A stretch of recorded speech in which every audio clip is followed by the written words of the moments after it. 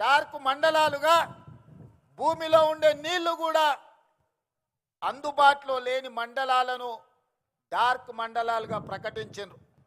మరి అత్యంత వెనుకబడిన మండలమైన ప్రజలు చైతన్యంతో చీకటి మండలంగా పిలువబడే ఈ మండలం ఆ చీకట్లో నుంచి ఒక వెలుగు రేఖ రావాలి, మా జీవితాలు మా తలరాతలు మార్చాలి, మా మండలం బాగుపడాలి అని 2006లో తీసుకున్న నిర్ణయం ఈనాడు తెలంగాణ రాష్ట్ర ముఖ్యమంత్రిగా ఒక అవకాశం నాకు వచ్చింది. మరి మండలానికి కృతజ్ఞత చెల్లించాల్సిన బాధ్యత నా మీద లేదా? అందుకే సహచర మంత్రివర్గ సభ్యుల్ని అనుమతి తీసుకొని ఈ మండలంలో ప్రతి గ్రామానికి అభివృద్ధి చేరాలి. ఈ మండలంలో ఉండే ప్రతి వాడు అరే మేము ఆ రోజు మా ఇంటికి వచ్చిన మా సోదరుడు, మా ఊరికి వచ్చిన మా బిడ్డ ఈరోజు తెలంగాణ రాష్ట్రంలో ప్రభుత్వాన్ని నడిపించే బాధ్యత నిర్వహిస్తున్నాడు, మాకు సహాయం అందుతుందని మన వైపు చూస్తున్నారు. అందుకే నిస్సహాయాలుగా ఈ మండలం నిలబడడానికి వీల్లేదు. ఈ మండలం అభివృద్ధి జరగాలి, ఈ మండలం ఈ జిల్లాకే ఆదర్శంగా నిలబడాలి.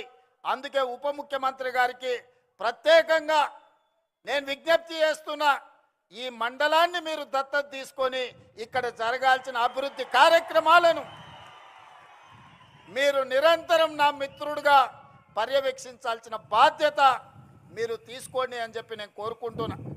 ఇంతకంటే ఈ ప్రజలకు నేను చేయగలిగింది ఏమీ లేదు. నాకు బాధ్యత వచ్చి ఉండొచ్చు, నేను ఎమ్మెల్సీ అయి ఉండొచ్చు, 2 సార్లు ఎమ్మెల్యే అయి ఉండొచ్చు, ఒకసారి పార్లమెంట్ సభ్యుడు అయి ఉండొచ్చు, Congress party working president, Congress party president. ఈనాడు మీ అందరి సహకారంతో తెలంగాణ రాష్ట్ర ముఖ్యమంత్రిగా బాధ్యతలు నిర్వహిస్తున్నా. ఇంతకంటే ఈ రాష్ట్రంలో కాంగ్రెస్ పార్టీ దగ్గర, తెలంగాణ ప్రజల దగ్గర నాకు అవకాశం ఇవ్వడానికి, నాతో పనులు చేయించడానికి వాళ్ళ దగ్గర ఇంకా ఏమీ లేదు ఇవ్వడానికి. వాళ్ళు ఉన్నదంతా సర్వం నాకు ఇచ్చిండ్రు, ఇవాళ నన్ను పెంచి పోషించిండ్రు. అందుకే ఆనాడు మొక్క నాటిన ఈ మండలానికి మిడ్జిల్ని తీర్చిదిద్దాల్సిన బాధ్యత నా మీద ఉన్నది. వీళ్ళ సోదరుడుగా ఈ మండలాన్ని అభివృద్ధి పదం వైపు నడిపించాల్సిన అభివృద్ధి చెందిన మండలంగా ఇది డార్క్ మండలం కాదు.